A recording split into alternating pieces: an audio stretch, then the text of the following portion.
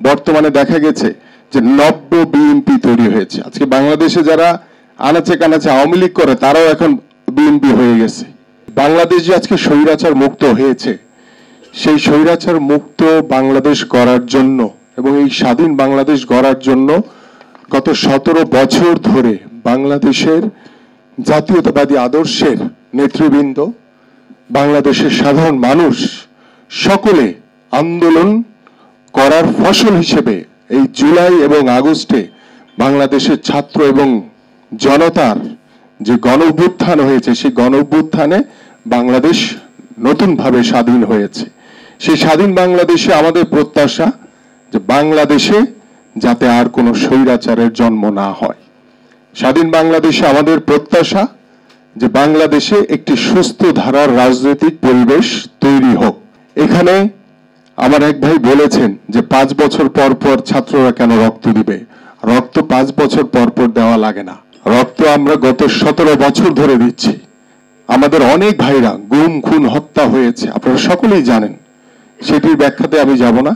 আমার কথা হচ্ছে যে আমাদের জনগণের যে প্রত্যাশা, সেই প্রত্যাশাটা কি, যে বাংলাদেশের মানুষের প্রত্যেকটি যে রাজনৈতিক ভাবে আমাদের যে করণীয় আছে, রাজনৈতিক ব্যক্তিত্বরা কখনোই এখানে একটি পক্ষ করা করে ফেলছে। আমি দেখছি বারবারই সকল বক্তারা রাজনীতিবিদদের উপরে চাপিয়ে দিচ্ছেন।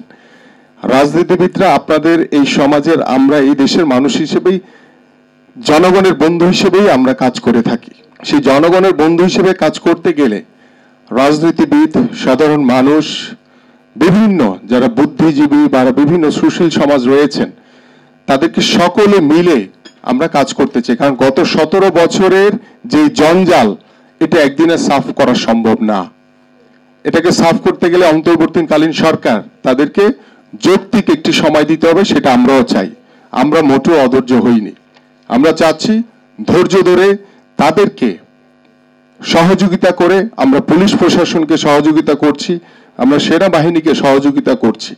আমরা এখানে বর্তমানে দেখা গেছে যে নব্য বিএনপি তৈরি হয়েছে। আজকে বাংলাদেশে যারা আনাচে কানাচে আওয়ামী লীগ করে তারাও এখন বিএনপি হয়ে গেছে।